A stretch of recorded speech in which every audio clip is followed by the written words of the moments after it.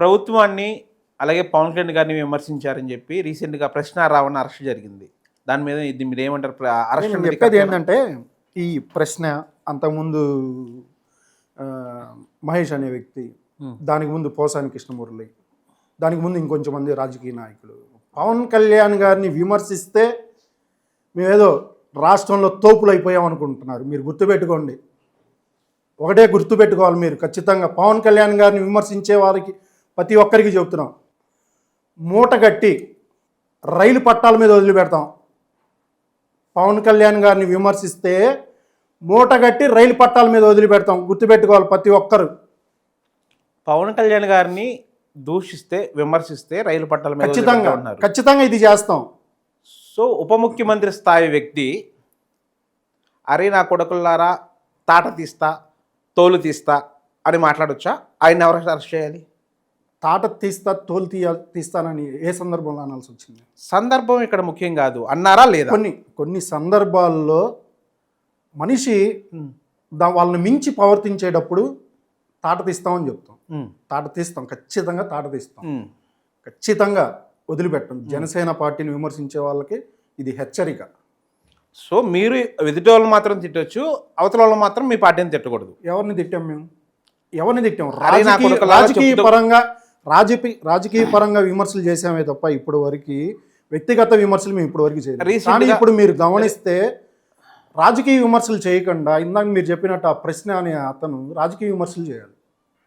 రాజకీయ విమర్శలు చేయకుండా పర్సనల్ విషయాలు మాట్లాడాల్సిన అవసరం లేదు కదా. రీసెంట్గా పంతం నానాజీ గారు ఒక ఎమ్మెల్యే స్థాయి వ్యక్తి, అరే నా కొడక దమ్ముంటే ఇక్కడ పోటీ చేయి అంటే ఒక పర్సన్ని ఈ విధంగా ఎందుకు సంబోధించాలి? అంటే మిమ్మల్ని ఎవరు అధికారంలో ఉన్నారు, మిమ్మల్ని ఎవరిని ఏమనేవాళ్ళు లేరనా? ఆ గతంలో పోసాని కృష్ణమురళి ఏం మాట్లాడాడు, కొడాలి నాని ఏం మాట్లాడాడు చెప్పండి మీరు. వాళ్ళందరూ చెప్పండి. రోజా ఏం మాట్లాడింది, అంబటరాంబాబు ఏం మాట్లాడాడు చెప్పాలి మీరు. ఒక నిమిషం. వాళ్ళందరూ అవి మాట్లాడారు కాబట్టి ప్రజలు వాళ్ళని ఇంటికి పంపించారు. మీరు కూడా ఇంటికి వెళ్తారా అలా మాట్లాడి? కాదు, దానికి ముందు ఏం జరిగింది? పంతం నానాజీ గారి మాట్లాడే ముందు ఏం జరిగింది? వైసీపీలో ఉన్నటువంటి కొంతమంది వ్యక్తులు బయటకు వచ్చి పవన్ కళ్యాణ్ గారి నోటుకు వచ్చినట్టు మాట్లాడుతుంటే ఆ మాటల్ని ఖండించే సందర్భంలో నానాజీ గారు మాట్లాడటం జరిగింది. అంటే నానాజీ గారు మాట్లాడితే అది ఇప్పుడు ఎవరో అన్నారని చెప్పి ఈయన కూడా అలా మాట్లాడాలా? అది నేను చెప్పేది. ఇప్పుడు మీ పార్టీ అనేది ఇప్పుడు వేరే వాళ్ళకి సిద్ధాంతాలు లేవు, మీ పార్టీకి సిద్ధాంతాలు ఉన్నాయి.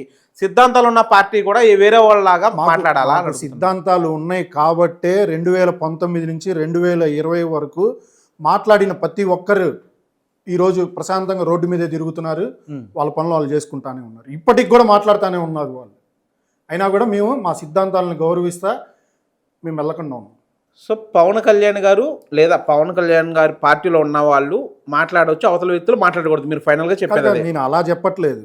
విమర్శ చేసినప్పుడు ప్రతి విమర్శ చేయడం మా బాధ్యత, మేము అదే చేస్తున్నాం. ఖచ్చితంగా మమ్మల్ని ప్రశ్నిస్తే ఆ ప్రశ్నకి సమాధానం మేము చెప్తాం. చెప్పాల్సిన బాధ్యత మాకుంది కదా. అంటే మీ సిద్ధాంతాల రాజకీయ కాదు, మమ్మల్ని ప్రశ్నించినప్పుడు మీ సమాధానం చెప్పాలా వద్దా? ఓకే, చెప్తాం మేము ఖచ్చితంగా. వాళ్ళు ఏ విధంగా మమ్మల్ని ప్రశ్న అడిగారు అనేది అక్కడ సమాధానం. వాళ్ళు అడిగిన ప్రశ్నకి సమాధానం చెప్పడం మా బాధ్యత. నామినేటెడ్ పదవుల్లో జనసేనకు అన్యాయం జరిగింది. కార్పొరేషన్ చైర్మన్ పదవులన్నీ టీడీపీ పార్టీ తీసుకుంది. కేవలం డైరెక్టర్ పదవులు మాత్రమే కొన్ని మాత్రం జనసేనకి ఇచ్చారని చెప్పి అంటున్నారు. కాదు ఈ ఏంటంటే యాక్చువల్గా జనసేన పార్టీలో పనిచేస్తున్నటువంటి వ్యక్తులందరూ ఈరోజు కొత్తగా పనిచేయట్లేదు. 2009 ప్రజారాజ్యం పార్టీ నుంచి ఈరోజు వరకు పనిచేస్తూనే ఉన్నారు. ఆ పనిచేసే వ్యక్తులకి సముచిత స్థానం కల్పించడం అనేది జనసేన అధినేత పవన్ కళ్యాణ్ గారు తీసుకున్నటువంటి బాధ్యత. ఆ బాధ్యతలో భాగంగానే కళ్యాణ్ గారు క్లియర్గా చెప్పడం జరిగింది, కొంత మనం నష్టపోవాల్సిన పరిస్థితి వస్తుంది, అయినా కూడా రాష్ట్ర అభివృద్ధి కోసం మనం ముందుకెళ్ళాలి అని చెప్పారు. అదే భాగంలో కొంత జరుగుతూ ఉండొచ్చు, ఖచ్చితంగా దాన్ని మేము తీసుకుంటాం, కళ్యాణ్ గారి దృష్టికి తీసుకెళ్తాం. సముచిత స్థానాలు ఖచ్చితంగా దక్కుతాయి భవిష్యత్తులో. ఇప్పటికీ కాపులందరూ కళ్యాణ్ గారు వైపే ఉన్నారా? ఖచ్చితంగా అండి, ఖచ్చితంగా. రాష్ట్రంలో ఒక బలమైన సామాజిక వర్గం కాపు సామాజిక వర్గం. కాపు సామాజిక వర్గంలో ఇప్పుడు వరకు నాయకులే పుట్టలేదు. పుట్టిన ఏకైక వ్యక్తి వంగవీటి రంగా గారి తర్వాత పవన్ కళ్యాణ్ గారు. మాకు ఎన్నున్నా మేము జనసేన వెంటే పవన్ కళ్యాణ్ గారితోనే మా ప్రయాణం. అది ఖచ్చితంగా చెప్తున్నాను నేను.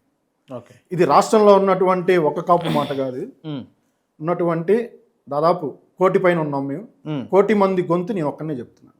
ఖచ్చితంగా మా అడుగులు జనసేన అధినేత పవన్ కళ్యాణ్ గారి వెంటే. అంటే 1 కోటి మంది కాపులు జనసేన వైపు ఉన్నారు, ఖచ్చితంగా. టీడీపీలో వైసీపీలో లేరు. ఖచ్చితంగా వాళ్ళు కూడా మా వైపే ఉన్నారు. వాళ్ళు కూడా పార్టీలు వేరే అయి ఉండొచ్చు, కానీ ఖచ్చితంగా వాళ్ళు మాకే ఓటేస్తారు, మాకే మద్దతు ఇస్తారు. మీరు ఎంత మద్దతు ఇచ్చినా నాకు సీఎం అవ్వాలని లేదని డైరెక్ట్గా చెప్పేస్తున్నారు, పరిస్థితి ఏంటి?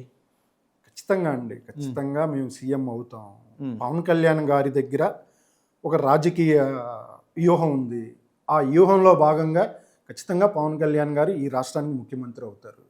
అది 15 సంవత్సరాల తర్వాత అనుకోవచ్చా? ఖచ్చితంగా మీరు 2029 లోపే అయి ఉండొచ్చు కదా. లోపే అంటే ఎలక్షన్ రాకముందే ఖచ్చితంగా ఎలక్షన్కి వెళ్ళే ముందే నాకు తెలిసి ప్రకటిస్తారేమోనని చెప్పని నాకు అనిపిస్తుంది.